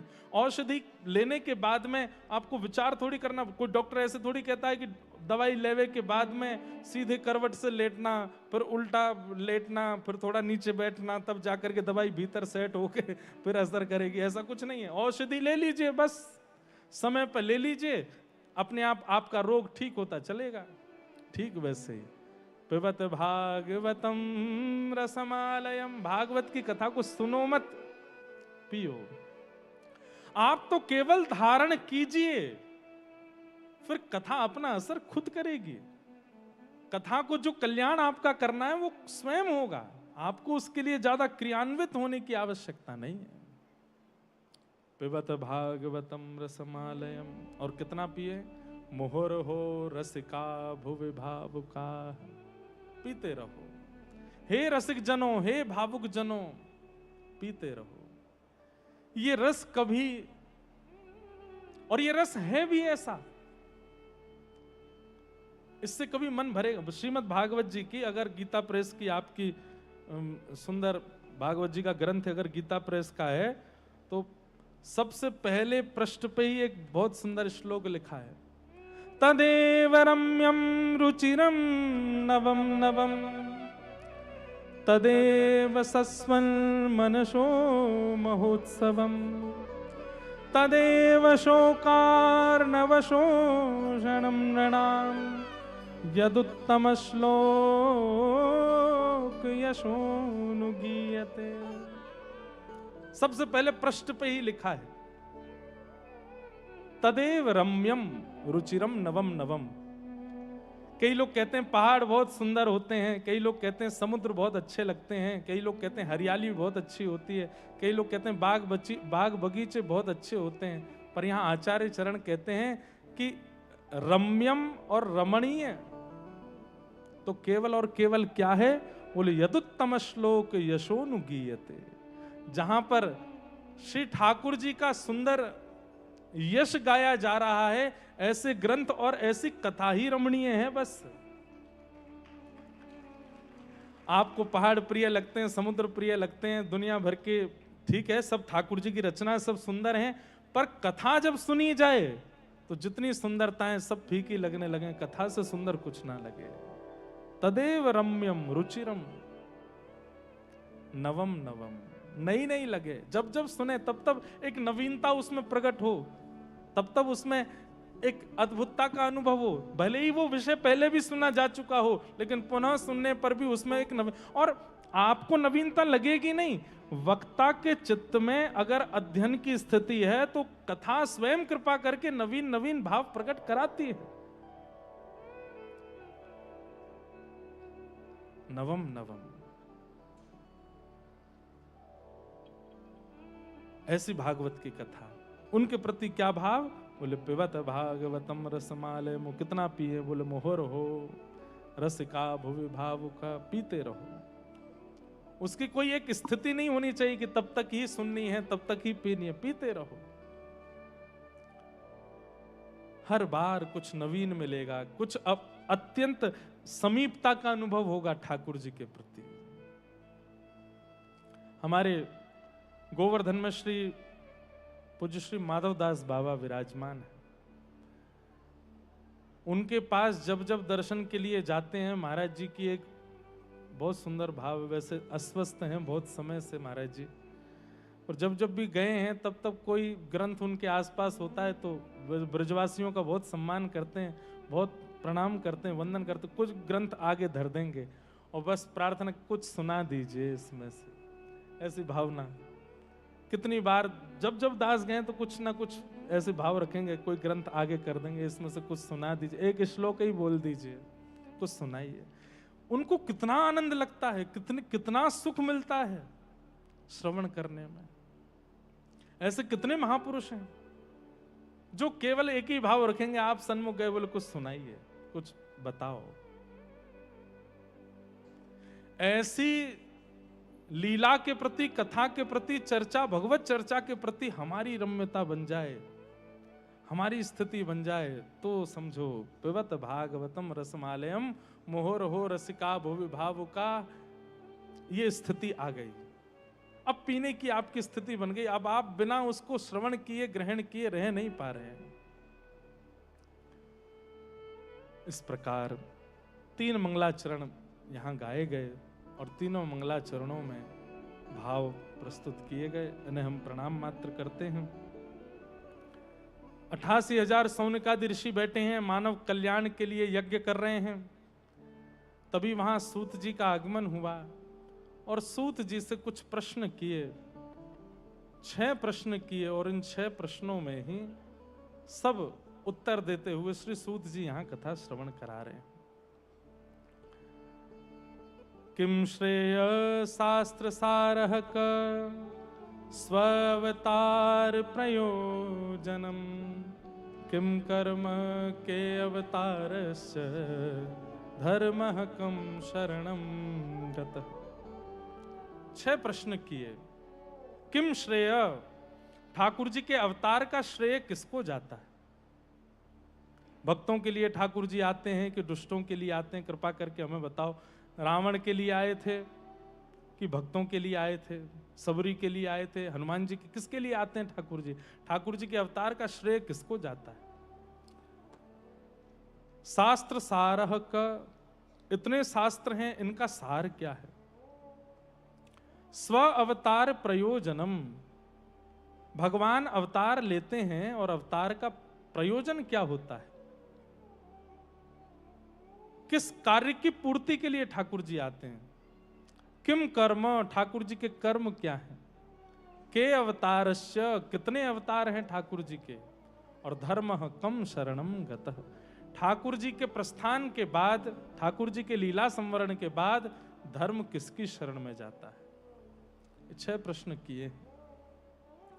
हमने कल एक चर्चा की थी कि जिज्ञासा कई बार प्रवचन में या गुरु सन्मुख बैठकर के शिष्य की जिज्ञासा उस प्रवचन को और उस वार्ता को मूर्त रूप देती है। जिज्ञासा ही बहुत सामान्य सी होगी तो उससे कल्याण होना बहुत मुश्किल है। आज भी सुबह हम और पूज्य हमारे गोवत्स महाराज जी बैठे थे तो हम यही चर्चा कर रहे थे कि महाराज जी के सन्मुख बैठेंगे या महाराज जी के संग जब बैठने का अवसर मिलेगा तो महाराज जी से जिज्ञासा क्या करेंगे। ये जिज्ञासा करेंगे तो महाराज जी कुछ ऐसा बताएंगे कि उससे कुछ नवीनता प्राप्त होगी, कुछ भाव की पुष्टि होगी। ये विचार बंधुओं, जिज्ञासा के पात्र में ही ज्ञान टिकता है। ज्ञान कहा गया, ज्ञान सुनाया गया, वार्ता सुनाई गई, लेकिन चित्त में अगर जिज्ञासा का पात्र नहीं है तो वो दिया गया जो भाव है वो टिकेगा नहीं। इसलिए जिज्ञासु होना आवश्यक है, पर हर बात का जिज्ञासु भी नहीं होना चाहिए। छोटी छोटी बात के भी कई लोग ऐसे होते हैं, वो छोटी छोटी भाव का भी जिज्ञासा प्रकट करते ही रहते हैं। गुरुजनों के सन्मुख इतनी जिज्ञासा नहीं, लेकिन एक जिज्ञासा हो, ऐसी हो जिससे स्वयं को भी मिले, बताने वालों को भी मिले, सुनने वालों को भी मिले। प्रसन्न हो गए सूत जी महाराज और कह रहे हैं आप लोगों ने जो भाव पूछा इससे ठाकुर जी की लीला चर्चा होगी, इसलिए प्रश्न बड़ा उचित है। पहले अपने गुरुदेव को प्रणाम किया। हम भी श्री शुकाचार्य जी को वंदन कर लें। यम प्रव्रजन्तमनुपेतुमपेत कृत्यम द्वैपायनो विरह कातरया जुहाव पुत्रेति तन्मयतया तर्वोऽभिनेदु तम सर्वभूत हृदयं मुनिमानतोऽस्मि। श्री सुखदेव जी को वंदन करते हैं और ये बात निश्चित है, आप कोई भी क्रिया, कोई भी कृत्य करते हैं, बहुत अवकाश नहीं है कि व्यवस्थित देव पूजन हो सके, आदि आदि सब क्रियाएं करके उसमें प्रवेश करें। केवल गुरुदेव का स्मरण करके, उनको प्रणाम करके क्रिया प्रारंभ की जा सकती है। अपने गुरुदेव को स्मरण कर, क्योंकि आप आचार्य स्मरण करते हैं तो आचार्य स्मरण में संपूर्ण परंपरा स्मरण में आती है। गुरु प्रणाम करके ही प्रविष्ट होना चाहिए किसी भी भाव में। सूत जी महाराज प्रणाम करते हैं और कई भाव यहां पर कहते हैं। सवै पुंसाम परो धर्मो यतो भक्तिर अदोक्षजे अहैतुक्य प्रतिहता ययात्मा संप्रसीदति। बहुत सुंदर बात है, बहुत ध्यान से सुनिएगा। सवै पुंसाम परो धर्मो, जिस परम धर्म की हम लोग चर्चा कर रहे थे थोड़ी देर पहले, यहां पर सूत जी उत्तर देते हुए कहते हैं सभी प्राणी मात्र का परम धर्म क्या है? सवै पुंसाम परो धर्मो यतो भक्तिर अदोक्षजे। अदोक्षज भगवान की भक्ति। और कैसी भक्ति? बोले अहेतुक्य प्रतिहता, अहेतुकी भक्ति। एक प्रकार से कह दें तो प्रेम लक्षणा भक्ति, प्रेम जन्या भक्ति, ठाकुर जी के प्रति। जैसी भक्ति सब भक्तों की हम श्रवण करते हैं भक्तमाल जी में, उनकी भक्ति में कोई इच्छा नहीं है, कोई कामना नहीं है, कोई अभिलाषा नहीं है, केवल प्रेम है।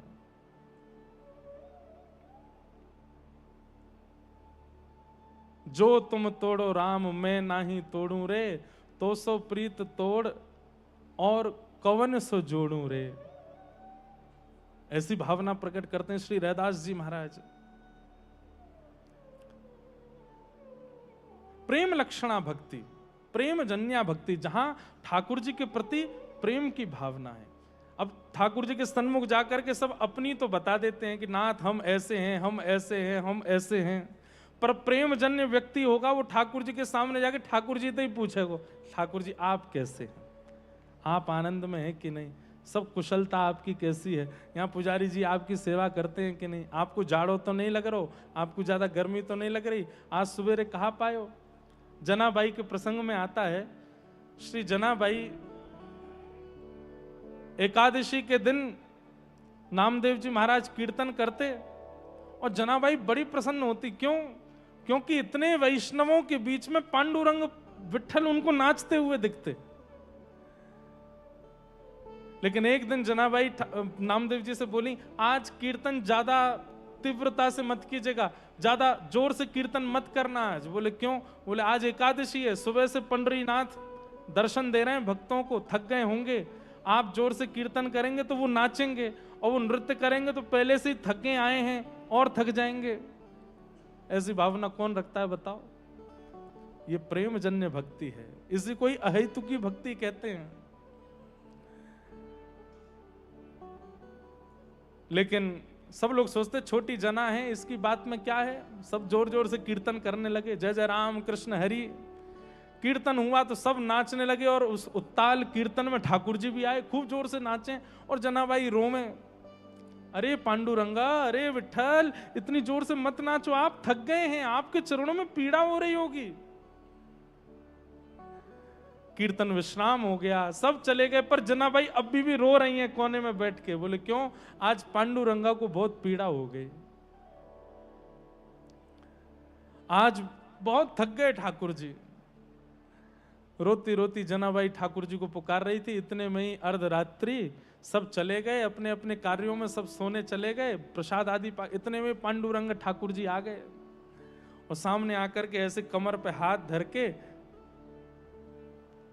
सुंदर ते ध्यान उभे विटेवरी, सुंदर ते ध्यान उभे विटेवरी, सुंदर। है तो मराठी का अभंग, पर इतना सुंदर भाव है, श्री तुकाराम जी का भाव है। हमें तो ज्यादा, महाराज जी बहुत बढ़िया गाते हैं ठाकुर जी के सुंदर भाव। पूज्य हमारे महाराज जी भी गाते हैं, कभी कभी महाराज जी के मुख से भी महाराष्ट्र के भक्तों के अभंग सुनने को मिलते हैं, कितना आनंद होता है। हम भी श्री अग्रदास जी महाराज के चरणों में निवेदन कर दें, सुंदर ते ध्यान उभे विटेवरी, सुंदर ते ध्यान उभे विटेवरी। कह रहे हैं जिनका ध्यान इतना सुंदर है, जिनका स्मरण इतना सुंदर है। बोले कैसे? बोले वीट यानी कि ईंट के ऊपर खड़े हैं। कैसे खड़े हैं? दोनों हाथ कमर पर धारण करके खड़े हैं ठाकुर जी, और कर कटावरी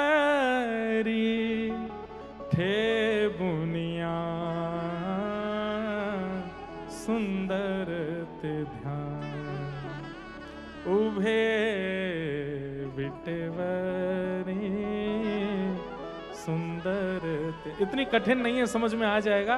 ठाकुर जी कैसे खड़े हैं? बोले ईंट के ऊपर खड़े हैं, दोनों हाथ कमर पर रख के खड़े। अब दोनों हाथ कमर पर रख के खड़े, इसके बड़े सुंदर सुंदर भाव हैं।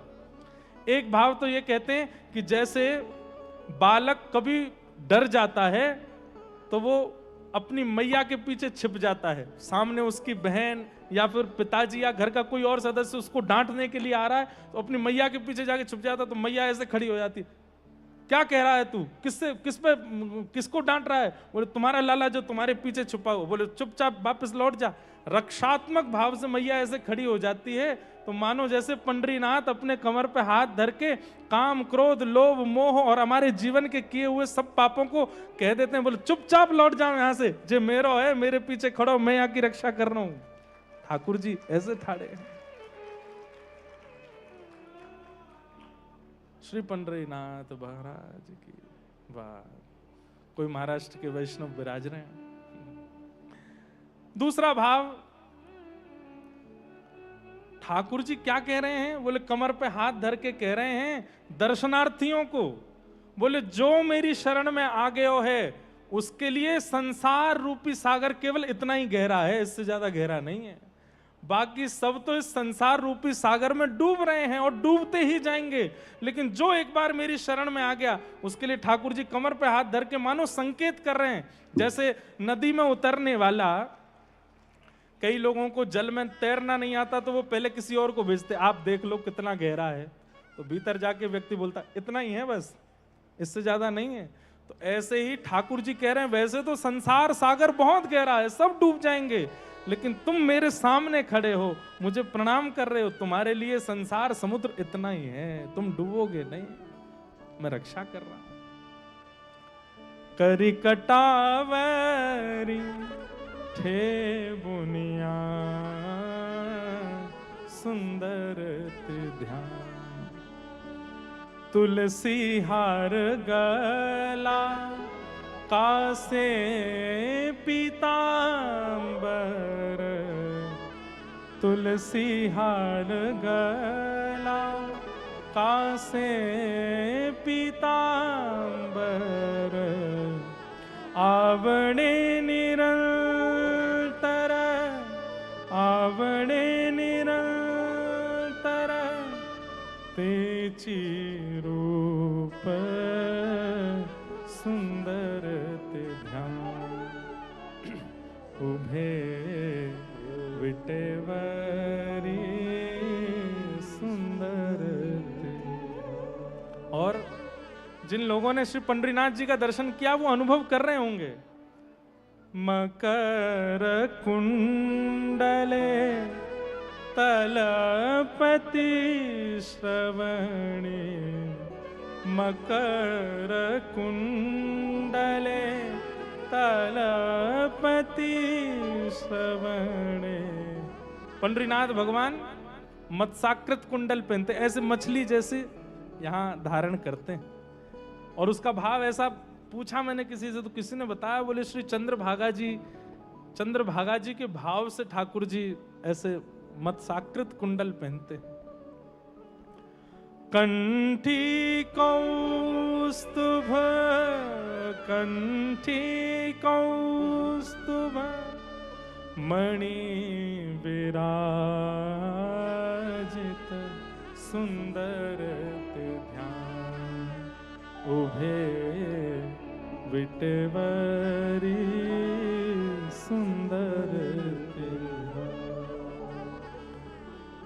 तो कामणे माझे हेची सर्व सुख,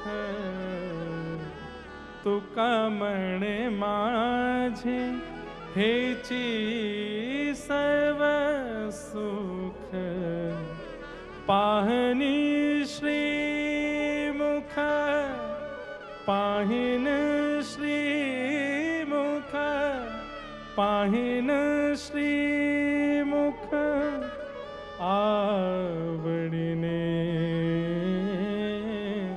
सुंदर ध्यान, उभे विटेवरी सुंदर ध्यान।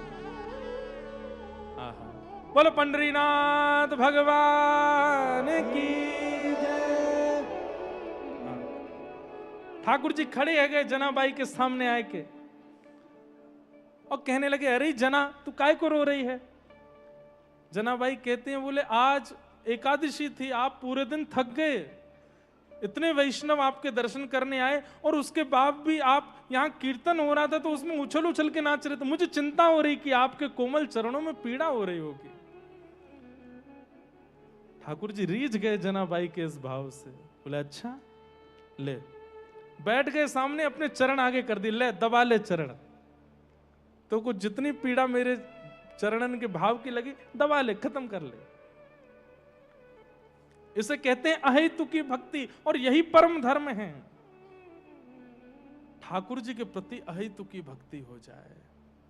हमें चिंता कहां होती है, हम तो अपनी चिंता बताने जाते ठाकुर जी को कि नाथ हम ऐसे हैं, हम ये पीड़ा में हैं, हम ये संकट में हैं, ये विपत्ति में है, ये आपत्ति में है। अरे कोई महाप्रभु जगन्नाथ जी के सामने जाकर के कभी पूछे, हे महाप्रभु जी आप कैसे हैं? आज जाइए श्री जानकीनाथ जी का दर्शन करने जाएं तो एक बार करके देखिएगा, चित्त में एक अद्भुतता का अनुभव होगा। आप ठाकुर जी से हे श्री जानकीनाथ आप कैसे हैं? वो उनकी हाल पूछना कोई वो तो नहीं है, जरूरी तो नहीं है, पर फिर भी एक बात आपको कह दें, संसार में सबसे ज्यादा सुखद होता है वो व्यक्ति जो हाल पूछ लेता हो, आप कैसे हो।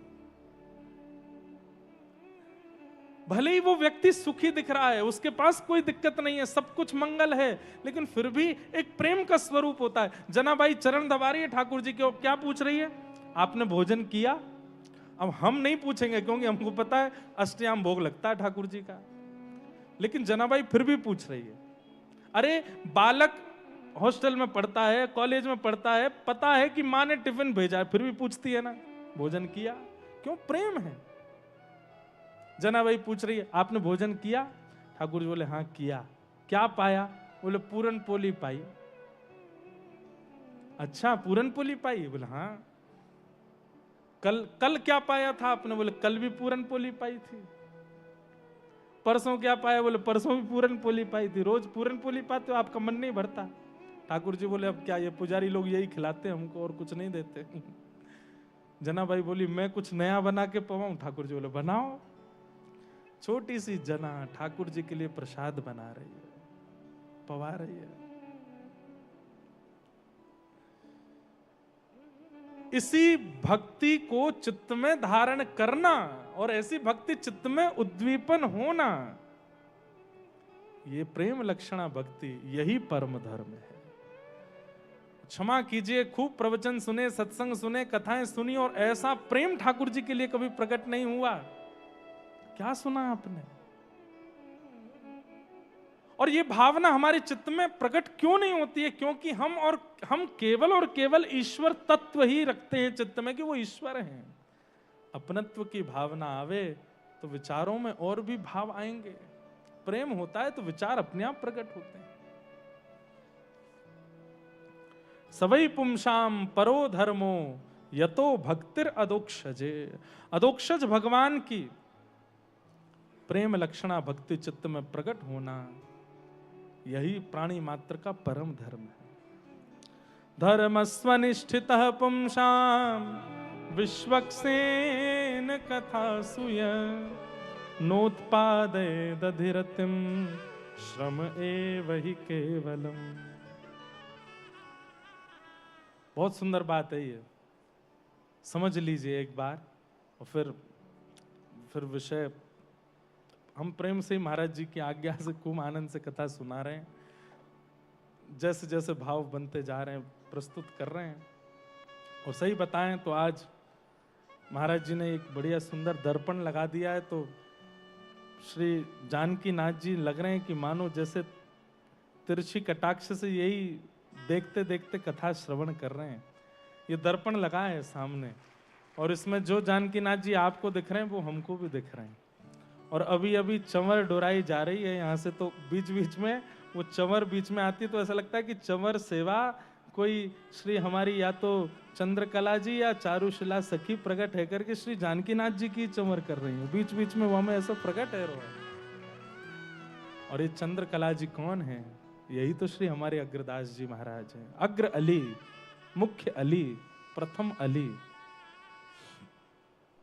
भाव तो बहुत प्रकट होते हैं पर हैं तो हम बालक ही, संकोच होते हैं कई भाव बोलने कहने में, लेकिन ठीक है, यहाँ हम अपने वाणी और अपने विचार और अपने भावनाओं को शुद्ध करने के लिए आए हैं, उसी भाव से सेवा कर रहे हैं।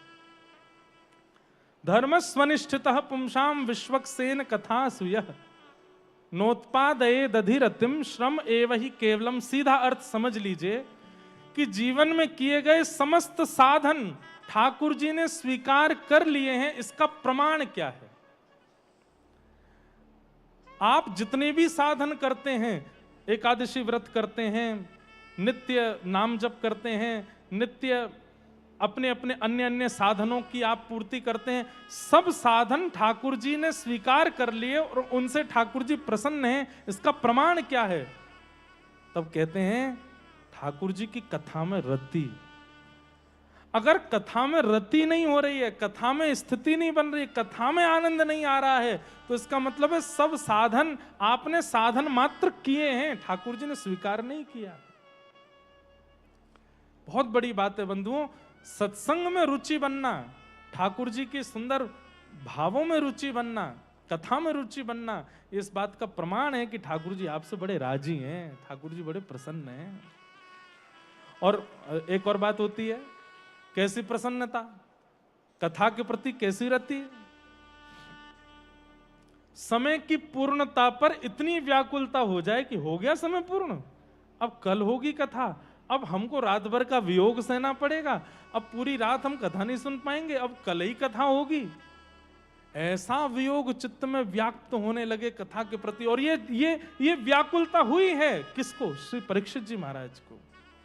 जब दसम स्कंद में श्री शुकाचार्य जी महाराज नवम स्कंद के विश्राम में 2 श्लोकों में संपूर्ण कृष्ण कथा सुना देते हैं और शांत हो जाते हैं, कथा को विश्राम कर देते हैं। मथुरा में ये लीला, वृंदावन में ये लीला, द्वारिका की लीला, सब 1-2 श्लोकों में सुना करके जैसे ही सुखदेव जी शांत होते हैं, तब दसम स्कंद के प्रथम में ही श्री परीक्षित जी महाराज कहते हैं, कथितो वंश विस्तारो भवता सोम सूर्ययो। हे नाथ, मुझे विस्तार से सुनाओ। तो फिर उसके बाद चर्चा में आता है कि शुकाचार्य जी कहते हैं कि राजन, तुम 4 दिन से बैठे हो, कुछ खाया पिया नहीं, एक आसन पर बैठे हो, न चले जाओ, कुछ खा पी लो, थोड़ा विश्राम कर लो, फिर कथा सुना देंगे।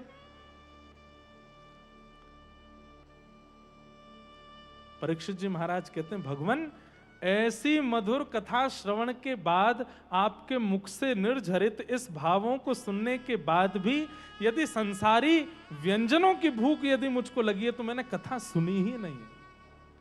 पिबंतम त्वम मुखाम्भोज च्युतम हरि कथामृतम। आपके मुख से ये निर्झरित हो रही ठाकुर जी की मंगल लीला, भागवतों की मंगल लीला सुनने के बाद भी यदि रोटी सब्जी की भूख है, तो फिर मैंने सुना क्या? वास्तव में तो मेरी निद्रा भी कथा से पूर्ण हो रही है, निद्रा की जो इच्छा शरीर को होती है वो भी कथा से पूर्ण हो रही है, मेरी भूख की क्षुधा भी कथा से पूर्ण हो रही है, मेरी प्यास भी क्षुधा से कथा से पूर्ण हो रही है। अब मुझे संसारी किसी विषय की आवश्यकता नहीं है। ऐसी व्याकुलता कथा के प्रति होना, सत्संग के प्रति होना, भगवत चर्चा के प्रति होना,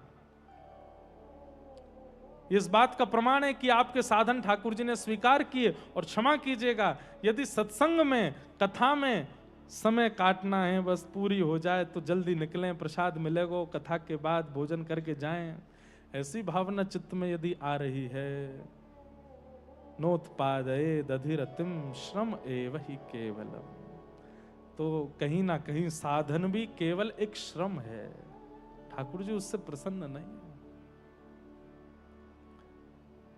कथा में रुचि बनना बहुत, कई लोगों को ऐसा होता है, उनसे कहो कथा सुनने चले, वो कथा में इतना हमारा मन नहीं लगता, नींद आती है हमको। लेकिन उनसे कहो कि वृंदावन दर्शन करने चलो, हाँ दर्शन कराने ले चलो, मतलब नेत्र भक्त बन गए, कान भक्त नहीं बने हैं। कई लोगों के नेत्र भी भक्त नहीं बने हैं, उनसे कहो दर्शन कर लो, दर्शन वर्शन नहीं, तुम तो बस प्रसाद लिया ना मंदिर का। जीव भक्त बन गई है, नेत्र भक्त नहीं बने। भैया, श्री डोंगरे जी महाराज अपनी भागवत टीका में एक बात कह रहे थे, पढ़ने में आई कि जो इंद्रिय हमारे शरीर की ठाकुर जी की सेवा से वंचित हो गई, समझ जाओ कि वही इंद्रिय पाप के मार्ग पर ले जाएगी। इसलिए शरीर की किसी भी इंद्रिय को ठाकुर जी से वंचित मत होने दो। सब इंद्रियों को ठाकुर जी का आस्वादन कराओ। या दोहने बहनने मथनो पलेप। गोपियों का ये बार बार भाव याद आता है कि गोपियां अपने सर्वांगीण इंद्रियों से श्री कृष्ण को चाहती हैं, देखना भी चाहती हैं, सुनना भी चाहती हैं, अधरामृत पान भी चाहती हैं, स्पर्श भी चाहती हैं, सब स्थिति में हैं। कोई एक भाव नहीं है उनका। प्रसाद में तो रुचि है, दर्शन में तो रुचि है, पर कथा में रुचि नहीं है। तो कहीं ना कहीं प्रसाद और दर्शन में आपसे अपराध बनेगा, इसलिए कथा में रुचि बना। श्री हनुमान जी महाराज साकेत केवल इसलिए नहीं जाते हैं क्योंकि साकेत में कथा नहीं है। हनुमान जी महाराज राम जी से कहते हैं कि कथा सुनने को मिलेगी, नहीं मिलेगी, वहां हम प्रत्यक्ष बैठे हैं, कथा क्यों सुननी, रोज हमारा दर्शन कर लेना। हनुमान जी बोले तो फिर हमको यहीं रहने दो, चारों युग प्रताप तुम्हारा, सतयुग त्रेता द्वापर के बाद कलयुग में भी रुक गए। बोले क्यों, यहाँ कथा है। यत्र यत्र रघुनाथ कीर्तनम तत्र तत्र कृतमस्तकांजलिम वाष्पवारि परिपूर्ण लोचनम मारुतिम नमत राक्षसांतकम। कितनी अच्छी एक बात है, एक गुण है। हनुमान जी महाराज सूखे नेत्रों से कथा नहीं सुनते, वाष्पवारि परिपूर्ण लोचनम, भीगे नेत्रों से कथा सुनते हैं। प्रेम में छके रहते हैं जब कथा श्रवण करते हैं, और कथा सुनते ही हैं हनुमान जी, ये निश्चित है। ऐसी भागवत जी की चर्चा हम आप सब लोग श्रवण कर ही रहे हैं। हमारा भाव है महाराज जी आज्ञा देंगे तो कल कथा में श्री सखी श्री चंद्रकला जी के प्रादुर्भाव की कथा यहाँ कहें, और जो निज ठाकुर जी की रस भावनाएं सब सुना तो महाराज जी आपसे ही है, आपसे ही सब जाना है। पर ऐसी भावना है कि इतने सारे युवा भी सुनते हैं और सबको ने थोड़ा पतो चले कि हमारे श्री अग्रदास जी महाराज, उनका स्वरूप कैसा है। और केवल निकुंज लीला हमारे वृंदावन बिहारी नहीं करते हैं, निकुंज लीला, मणि पर्वत की लीला, कैसी कैसी लीलाएं हमारे श्री राघवेंद्र सरकार करते हैं। उन भावों को भी कहने का भाव है। महाराज जी आज्ञा करेंगे। आपकी जैसी अनुकूलता तो प्रकट नहीं कर पाएंगे, पर हाँ ब्रजवासी हैं, रस में कमी नहीं छोड़ेंगे, ये तो हमें पता है। तो मीठो दुगना ही डाल के चलेंगे। तो वो तो बाकी सब ठाकुर जी कृपा करेंगे, कृपा होएगी और हम बड़े आनंद में हैं। 2 दिना से तो केवल हम अपने आप को सहज ही कर रहे हैं और अब लग रहा है कि सहज हो गए हैं। तो कल श्री चंद्रकला जी की कथा सुनाएंगे और कैसे कैसे लीला हमारे श्री राघव जी करते हैं। हर दिन थोड़ी थोड़ी लीला, और भागवत जी के मध्य में श्रीमद् भागवत जी की कथा कहते कहते बीच बीच में जो भाव प्रकट होंगे उनको कहते चलेंगे। एक दिन श्री जानकी जी के प्रादुर्भाव का भी प्रसंग सुनाएंगे, क्योंकि राम जी का तो सब सुनते ही, और जन्माष्टमी आ रही है तो यहाँ पे एक अलग ही लीला का प्रसंग चले, ऐसी भावना है। तो ऐसे भाव से हम लोग सब करेंगे। आप सब लोग ध्यान से श्रवण कर ही रहे हैं। आज आचार्य चरण पधारे हैं, कुछ महाराज जी भी विराजे हैं। कल भी महाराज जी की थोड़ी वाणी से तो वंचित हम सब रह ही गए, आज महाराज जी विराज ही रहे हैं। आगे की जो भी योजना है आप सब लोग बैठे रहें। पूज्य हमारे श्री दीनबंधु दास जी महाराज आप सबको अवगत करा ही रहे हैं। सुबह बंधुओं भक्तमाल जी का समाज पाठ भी हो रहा है, आप सब लोग उसका भी आस्वादन करें। फिर यहाँ ब्रज लीला भी होती है कथा से पूर्व, उसका भी आप सब दर्शन कर ही रहे हैं। और शाम को कथा का क्रम होता है। आज रात में श्री रतन मोहन शर्मा जी, जो कि पंडित श्री जसराज जी महाराज के कृपा पात्र शिष्य हैं, बहुत सुंदर हवेली संगीत से ठाकुर जी को आनंदित करते हैं। उनकी भाव सेवा यहाँ होगी। जिन लोग जो श्रवणीय हैं, जो श्रवण की बड़ी रुचि रखते हैं, जरूर आज शाम के सत्र में विराजिएगा। महाराज जी भी थोड़ी देर विराजेंगे, हम भी थोड़ी देर श्रवण करें। हमारे लाल जी तो खूब सुनते हैं, हवेली संगीत में सबके पद आते हैं, तो रतन मोहन शर्मा जी के पद भी लाल जी खूब सुनते हैं। आज शाम को वो भी क्रम होगा। आगे की जो भी जानकारी श्री दीनबंधु दास जी महाराज दे रहे हैं, बोलो श्री जानकीनाथ भगवान की जय, सब संतन की, सब भक्तन की, सब विप्रन की, अनंत बलवंत श्री हनुमान जी महाराज की जय। जय श्री राम।